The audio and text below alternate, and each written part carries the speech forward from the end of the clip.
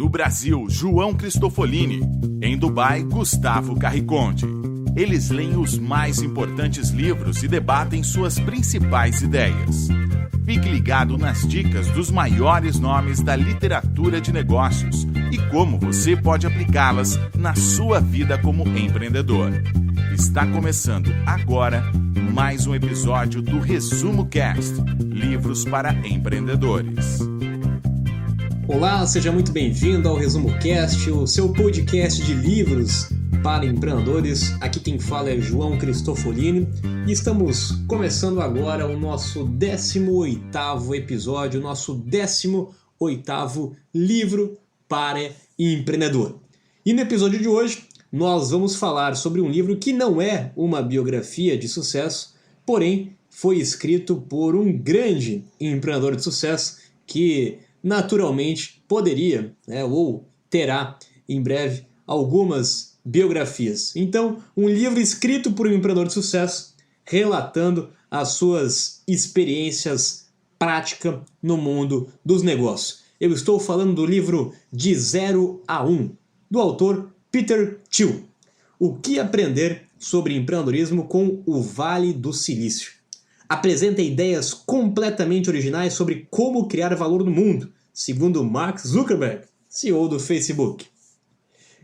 Peter Thiel, cofundador do PayPal e investidor em centenas de startups, incluindo o próprio Facebook, parte da premissa de que vivemos numa era de estagnação tecnológica. A tecnologia da informação se desenvolveu rapidamente, mas não há motivo para que o progresso fique limitado a ela. O progresso pode ser realizado em qualquer área. Fazer aquilo que já sabemos leva o mundo de 0 a N, ampliando o que nos é familiar. Mas sempre que fazemos algo novo, vamos de 0 a 1. Os campeões de amanhã não vencerão competindo de maneira impiedosa no mercado de hoje. Eles vão escapar por completo da competição porque o seu negócio é único. De 0 a 1 é sobre como construir empresas que criem coisas novas, apresenta uma visão otimista do futuro do progresso e uma maneira original de pensar sobre inovação. Ensina você a fazer perguntas que o levem a encontrar valor em lugares inesperados. É sobre isso que nós vamos falar no episódio de hoje, com o livro De 0 a 1. Seja muito bem-vindo!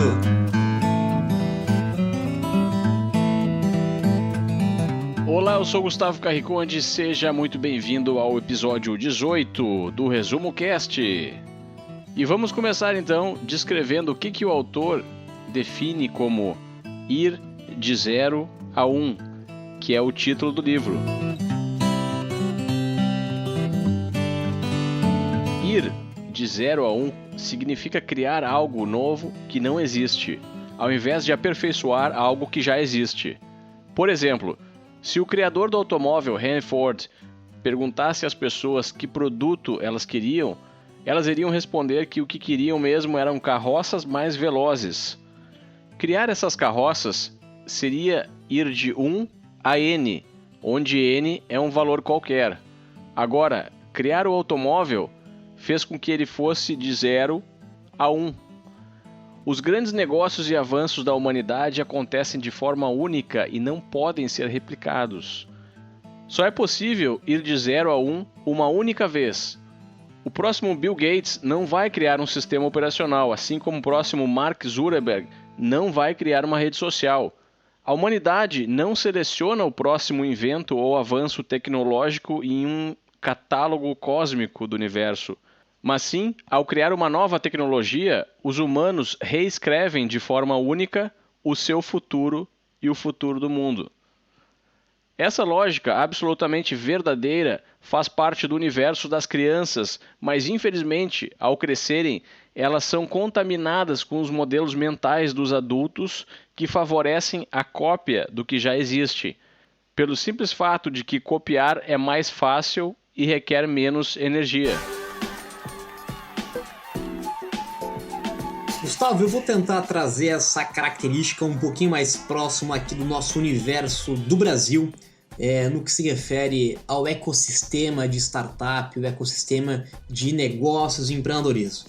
Até porque nós vivemos ainda num ecossistema onde é muito comum justamente a cópia de negócios de países desenvolvidos ou de ecossistemas desenvolvidos como o Vale do Silício, Israel e entre outros.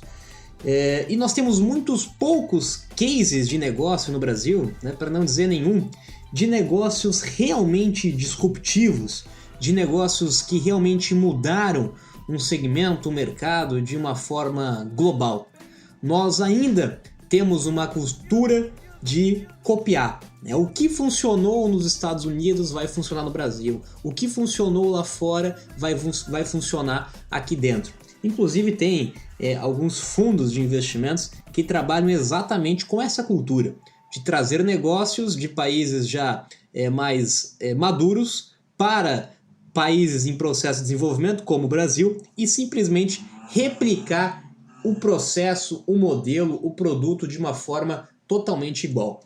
E na minha opinião, eu acho que não tem nada de errado com isso. É uma forma de se construir negócio, até porque a gente parte da premissa de que nada se cria, tudo se copia ou se combina. Então é uma forma de enxergar, é uma forma de construir negócio. Porém, nós sabemos, e aí concordo totalmente com o autor, inclusive o meu perfil como empreendedor é justamente buscar negócios disruptivos e não cópia de negócio, onde ele traz uma série de vantagens, não só para o empreendedor, né, o empreendedor que assume o risco de entrar no mercado totalmente novo, ele tem uma possibilidade aí de retorno muito maior, logicamente, assim como todos os seus riscos e os custos de ser um pioneiro em uma inovação. Mas com certeza que a humanidade, a sociedade, o mundo em si precisa cada vez mais de empreendedores que estejam dispostos a ir de 0 a 1, porque assim como o exemplo que você deu do automóvel, ele se replica em qualquer outra área na vida. Em todos os setores, em todo o nosso dia a dia, nós precisamos evoluir, nós precisamos evoluir de forma exponencial, e essa evolução parte principalmente dos empreendedores, parte principalmente de negócios disruptivos. E o principal problema, como eu comentei, ainda é a cultura. Nós precisamos mudar a cultura no Brasil, mudar a cultura, o investidor precisa mudar a cultura no Brasil também, de entender que esse tipo de negócio tem um risco muito maior, né? É muito mais arriscado você construir um negócio de 0 a 1 do que um negócio de 0 a N, mas ele traz aí vantagens muito importantes, não só para o negócio, como para o ecossistema, como para o país, como para toda a sociedade.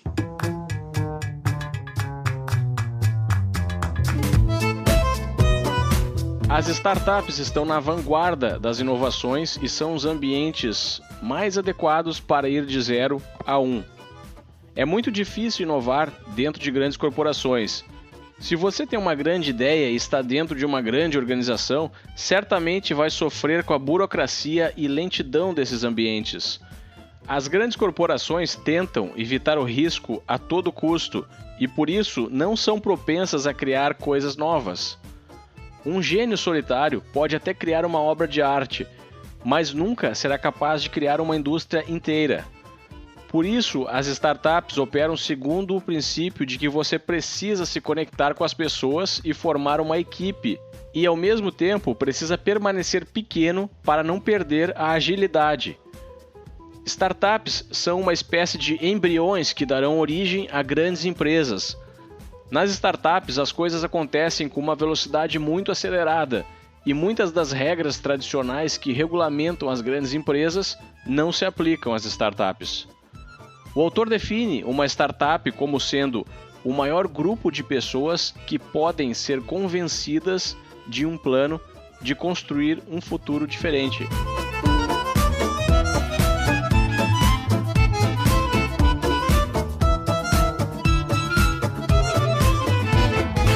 Um dos principais motivos que fazem grande parte das inovações disruptivas nascerem de startups e não de grandes empresas, corporações, é justamente o risco que está embutido, o risco e o preço que está embutido no processo de criação de uma nova inovação.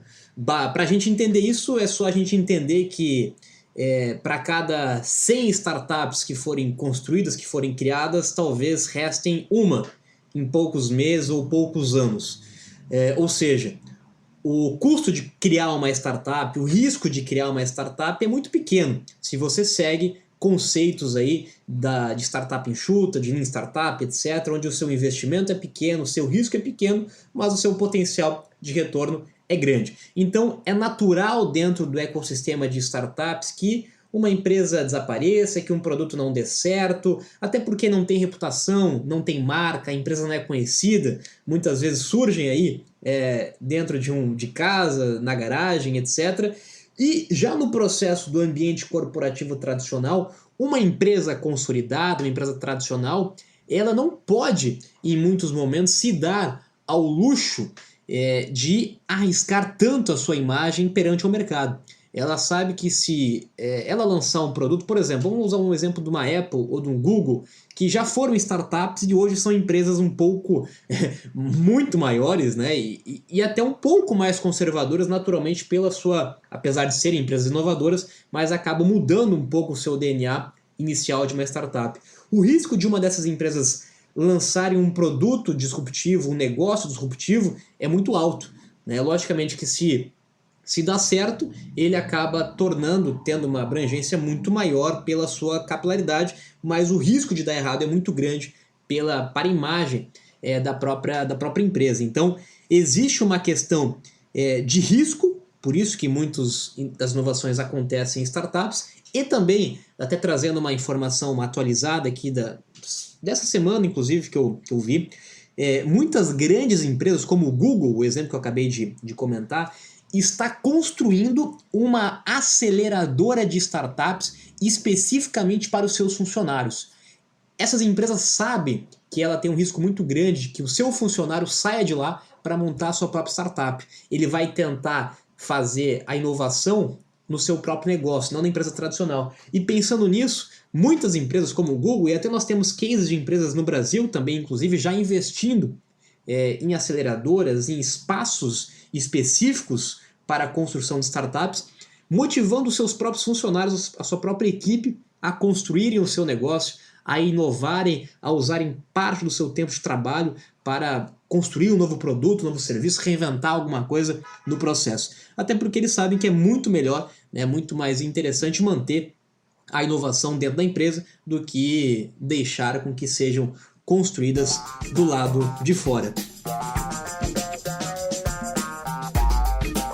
O autor define que capitalismo e competição são opostos, porque a competição reduz as margens de lucro, o que é necessário para o capitalismo funcionar. Então ele sugere que o conceito de monopólio pode ser a solução para que as empresas consigam criar valor suficiente e captar uma grande quantidade desse valor.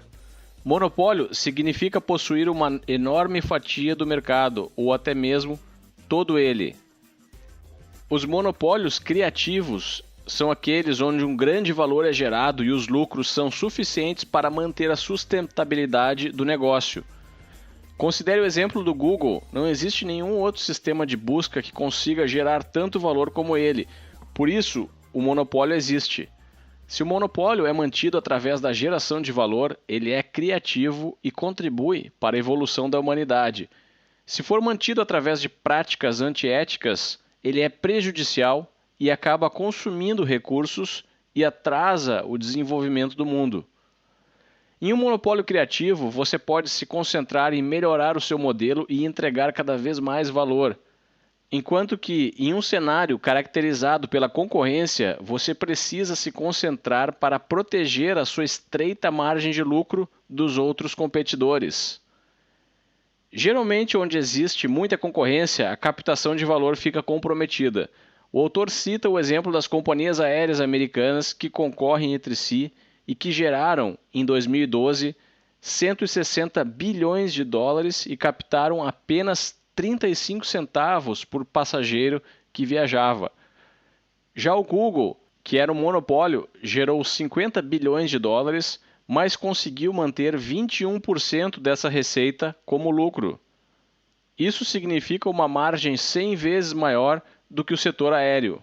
Quando escutam falar de monopólio, as pessoas pensam em grandes corporações que esmagam os seus concorrentes de maneira injusta. No entanto, esse modelo mental não está 100% correto.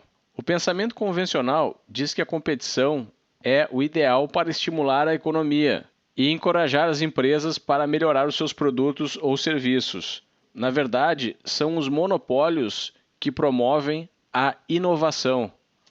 Se você tem um monopólio, não significa necessariamente que a competição está sendo tratada de maneira injusta. Pode ser que você esteja fazendo algo tão bem que a competição não tem condições de sobreviver. Criar um produto ou serviço tão bom que nenhuma outra companhia consiga copiar não é necessariamente uma coisa ruim.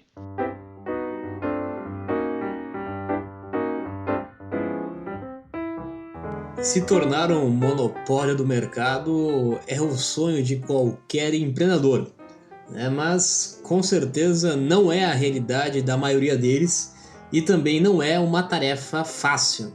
É um fato que o autor defende e certamente é um fato muito importante, não só para construir um monopólio, mas para ter uma vantagem competitiva, ter um diferencial no mercado nos dias de hoje, é realmente conseguir criar barreiras de entrada. Quanto mais barreiras de entrada o seu negócio possui, mais difícil de entrada de novos concorrentes. Como nós vimos o exemplo do Google, né, onde tem uma barreira de entrada muito forte, que é conseguir criar um novo código de busca como o do Google, ou criar uma nova receita da Coca-Cola, por exemplo. São barreiras de entradas muito grandes. Então, com certeza, né, isso é um dos pontos que muitas vezes é levado em conta por investidores ao investir em uma nova startup, um novo negócio, é justamente esse ponto. Qual é a barreira de entrada? Né, o que impede que um fulano, um terceiro, monte um negócio igual ao seu em um dia seguinte ou posteriormente? O outro ponto que ele comentou bastante, que nós falamos inclusive no podcast passado, no episódio da Amazon, nós trouxemos um case e agora nós vemos a parte teórica, entre aspas, né, defendendo a mesma causa, que é dominar e começar com um nicho. Todos os negócios que foram citados, disruptivos, de Amazon, Google, Apple e qualquer outro negócio, começaram com um nicho, começaram com um produto, começaram com um grupo de pessoas e depois escalaram de uma forma muito rápida. Tiveram o seu nicho, dominaram o mercado, talvez levou tempo para dominar um nicho, onde você valida, onde você erra, onde você testa, mas logo depois você tem uma escala muito forte. Um exemplo que eu trago aqui, muito palpável aqui para nós na realidade brasileira, é o exemplo do EasyTax, talvez uma das principais startups, um dos principais cases de negócio no Brasil, e ele teve essa característica muito peculiar, né? Ele teve um nicho, começou num nicho, ele saiu de um concurso de startup, na verdade, de uma Startup Weekend, dominou o nicho e teve uma escalada muito rápida. Ele recebeu aporte de fundos de investimento. Aí também nós temos que levar em conta a importância do capital financeiro, né? Ambientes aí como o do Vale do Silício ou outros ambientes que tem investidor ou tem capital financeiro disposto a construir negócios nessas características é muito importante, porque depois que você dominou um nicho, você tem que ter fôlego, você vai precisar ter capital para escalar de uma forma muito rápida. A escala rápida vai ajudar a construir um monopólio e a eliminar as barreiras, dificultar as barreiras de entrada. E o EasyTax foi exatamente isso. Quando ele dominou o seu nicho, ele teve um aporte financeiro de um fundo de investimento e ele escalou de uma forma muito rápida por vários países. Em poucos anos ele estava presente em vários países, ou seja, era muito difícil um outro concorrente entrar no mercado. Tem outros concorrentes no mercado hoje, mas a grande vantagem competitiva, a grande barreira de entrada foi, no caso do EasyTax, por exemplo, conseguir escalar de uma forma muito rápida e com isso dificultar a entrada no mercado. Quando você tem um player muito grande no mercado, você vai pensar duas vezes, eu vou construir um negócio para brigar com aquele cara ou será que eu vou tentar ir por um outro caminho? Então, com certeza, uma escala muito rápida é importante, só que nem sempre é possível no ecossistema brasileiro se a gente não tiver aí talvez capital financeiro que permita esse tipo de trabalho, porque nós sabemos, como já foi comentado inclusive, que esse tipo de negócio de monopólio, esse tipo de negócio de startup disruptiva, inovadora, ela tem um potencial de retorno de longo prazo. Então, no curto, médio prazo, grande parte dessas empresas, como eu comentei, o EasyTax e vários outros e-commerce, startups brasileiras e de fora, redes sociais, etc., a gente sabe que não geram lucro até o momento, até hoje. E tiveram muita rodada de capital, muita rodada financeira para permitir essa escala e para permitir esse monopólio, para permitir essa barreira, para que num segundo momento, a longo prazo, 5, 10, 15 anos, ela venha a dar lucro. Então nós precisamos de um ecossistema disposto a pagar esse preço. Nós precisamos também de investidores dispostos a pagar esse preço para que de fato a roda possa girar. E uma outra observação importante a ser colocada é o fato de ser pioneiro. Nós sempre ouvimos que ser pioneiro em um mercado é de fato uma vantagem competitiva. O primeiro sempre é lembrado, o primeiro sempre tem as suas vantagens e não deixa de ser verdade. Eu particularmente gosto dessa característica também de ser pioneiro dentro do mercado, mas nós precisamos entender, eu sempre defendo isso, não existe certo ou errado, não existe o melhor caminho ou o pior caminho. Existem cases de empresas que tiveram sucesso sendo pioneiras, temos cases de empresas que foram sucesso fazendo o caminho oposto, ou seja, não existe uma regra quando se fala em empreendedorismo. Existem várias possibilidades, vários caminhos. Nós temos uma vantagem competitiva muito forte de ser pioneiro, de ganhar escala, de conseguir ter essa vantagem competitiva, assim como nós temos a desvantagem, ou nós teremos a vantagem de não ser pioneiro, porque quando nós somos pioneiros nós pagamos um preço alto, por isso novamente a necessidade de ter, ao se construir um negócio pioneiro, você tem que ter a consciência de que é um negócio de longo prazo, você tem que ter a consciência de que é um negócio que talvez vai sugar muito recurso financeiro de curto, médio prazo, que vai ter necessidade de capital financeiro nesse tipo de negócio, porque você vai pagar o preço para educar o mercado. Você vai pagar o preço, voltando ao exemplo que eu dei do EasyTax, você vai pagar o preço para educar o mercado que ele precisa mudar um comportamento, um hábito que ele tinha até o momento, para fazer um processo totalmente diferente. Estou disposto a pagar o preço de ser pioneiro ou estou disposto a pagar o preço de ser um segundo, um terceiro, mas beneficiar de outras coisas? Aí fica a reflexão para cada um de vocês fazer dentro da realidade do negócio e da ideia de vocês. Como construir um monopólio? Gastar a mesma quantidade de tempo em diversas disciplinas vai fazer com que você se torne um aluno mediano, que sabe pouco sobre tudo, mas não sabe muito sobre nada. O primeiro passo para a construção de monopólio é tornar-se um expert e conhecedor profundo dos problemas de um determinado nicho. O seu objetivo para construir um monopólio é criar uma startup, e uma startup só vai ter sucesso se ela iniciar focada em um determinado nicho específico. Desenvolva então um produto para esse nicho ou segmento, e logo em seguida escale para um mercado maior. Mas não se preocupe em dominar o mundo de imediato, pois os mercados globais não são muito bem definidos e requerem uma quantidade enorme de recursos para atingi-los, além de atrair a competição. Lembre-se, a chave para o sucesso é evitar a competição a todo custo.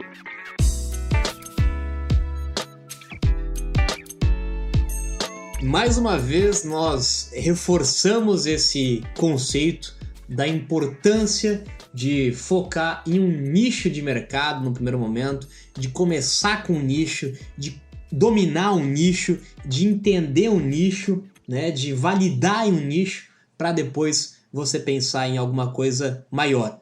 Novamente, o conceito de pensar grande e começar pequeno. Não tem mais como você imaginar ou você querer pensar em construir um negócio nos dias de hoje começando de uma forma global. Nenhum negócio começa global.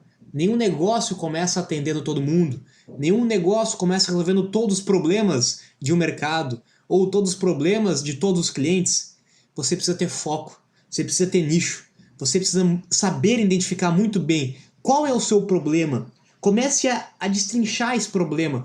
Parte de um problema macro e comece a filtrar o problema. Quais são, dentro de um problema, quais são os microproblemas até você achar num nicho que realmente seja interessante você começar.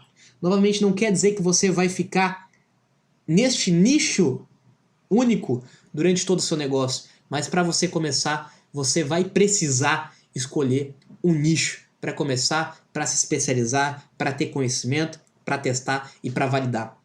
Um dos maiores erros de quem está começando uma startup, isso eu falo por experiência própria também, inclusive, nós nos empolgamos quando nós temos uma ideia e nós começamos a visualizar. Essa ideia também pode ser útil para tal mercado, para tal tipo de empresa, para tal tipo de cliente, e nós podemos incluir mais essa ideia, e mais essa ideia, e mais esse recurso, e nós acabamos nos perdendo com tanta informação, com tanta possibilidade. Nós acabamos ficando fechados, utópicos, dentro de um oceano de possibilidades e oportunidades, e nós não conseguimos dar o primeiro passo.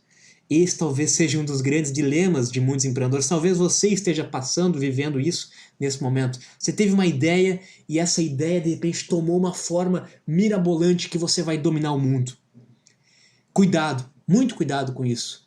Saiba entender a diferença de pensar, de sonhar, de viajar em alguns momentos, mas também de ter o seu pé no chão, de começar em etapas, de saber que todo negócio construiu passo a passo, caminho por caminho, e tente, foque sempre.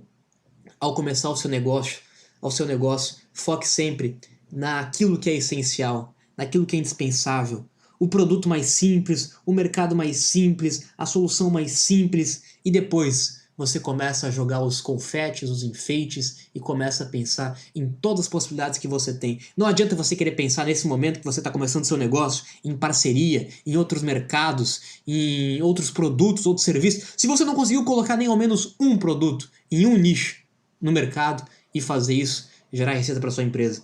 Antes de fazer isso, não perca seu tempo viajando ou pensando em planos mirabolantes para dominar o mundo. Após construir o seu monopólio, você precisa adotar medidas para proteger ele. O autor dá 4 dicas no livro para fazer isso. A primeira é tecnologia proprietária. Essa é a forma mais eficaz de proteger um monopólio. Você precisa criar uma inovação que seja pelo menos 10 vezes melhor do que o que já existe. Um exemplo é o algoritmo de buscas do Google, que até hoje nenhum concorrente conseguiu copiar. Por isso ele é pelo menos 10 vezes melhor do que os outros serviços de busca disponíveis na internet.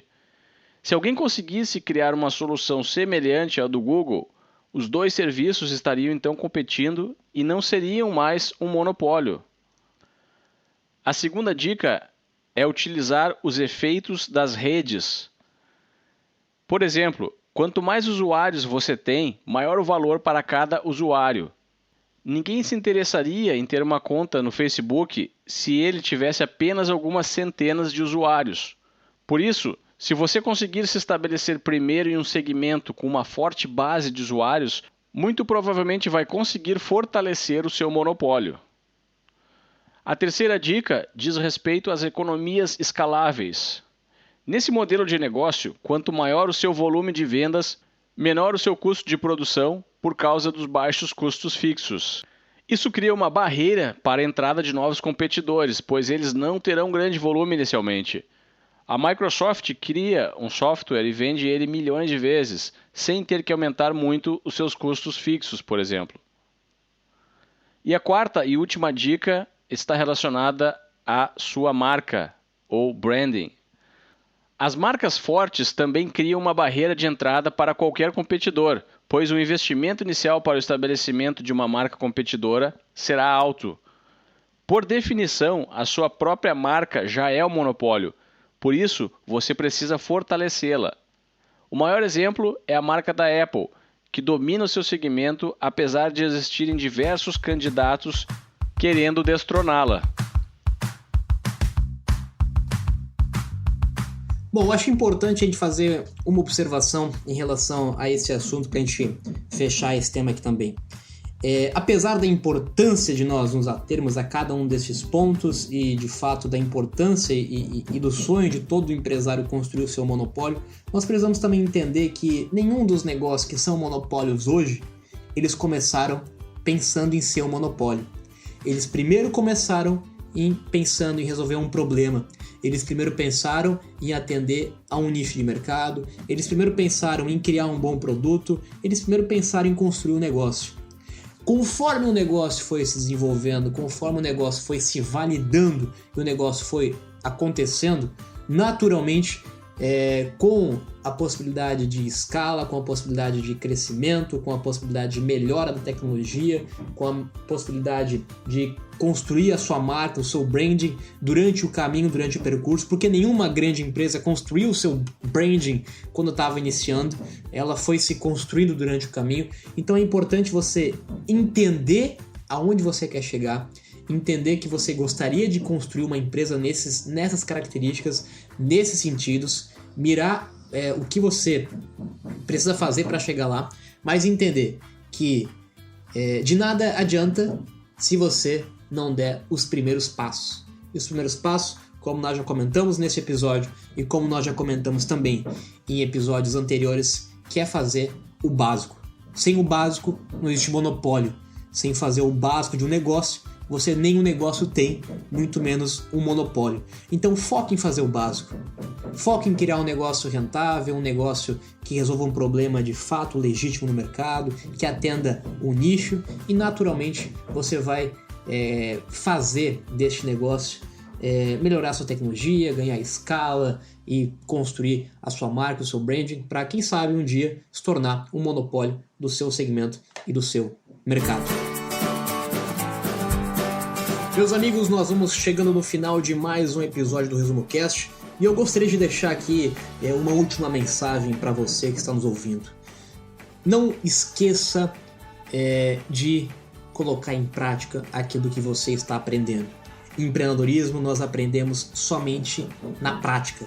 É importante nós estudarmos, é importante nós lermos livros, nós escutarmos podcast, mas isso só terá utilidade prática. Você só realmente vai saber e entender a partir do momento que você colocar a mão na massa. E como eu comentei com vocês, nós compartilhamos alguns caminhos que já funcionaram, nós compartilhamos histórias de sucesso, nós compartilhamos erros, mas cada caso é um caso, cada negócio é um negócio, cada produto é um produto. Então é importante que você saiba filtrar as informações. Saiba filtrar o que pode ser utilizado no meu negócio. Saiba filtrar um único insight que talvez possa ser importante para o seu negócio, mas principalmente coloque em prática. Aprende, coloque em prática, erra, aprende mais um pouco, coloque em prática, erra, aprende, coloque em prática, erra. Você nunca vai parar de aprender, mas você tem que colocar em prática, senão nada disso tem valor. Tá certo? Essa é a mensagem que eu quero deixar para vocês e nós nos vemos na próxima semana com mais um livro para empreendedores aqui no Resumo Cast. Até lá e uma boa semana para você. É isso aí, João, grande mensagem. E lembre-se, os livros não são tão importantes quanto as ideias que eles contêm. Então, tente aprender essas ideias e colocá-las em prática na sua vida. Nós estamos aqui apenas para auxiliar, mas a iniciativa e o processo, quem tem que colocar em prática é você.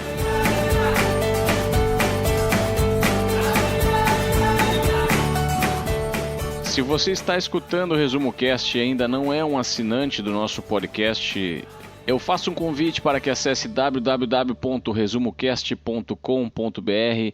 Lá estão os links para você assinar em qualquer tipo de dispositivo móvel que você possua, com todas as explicações detalhadas. E também você vai ter uma opção de receber diretamente no seu e-mail todas as instruções de como assinar o Resumo Cast, para que ele seja sincronizado automaticamente com o seu smartphone. Acesse então www.resumocast.com.br. Agora eu me despeço aqui de Dubai, tenham todos uma boa semana e até o próximo episódio.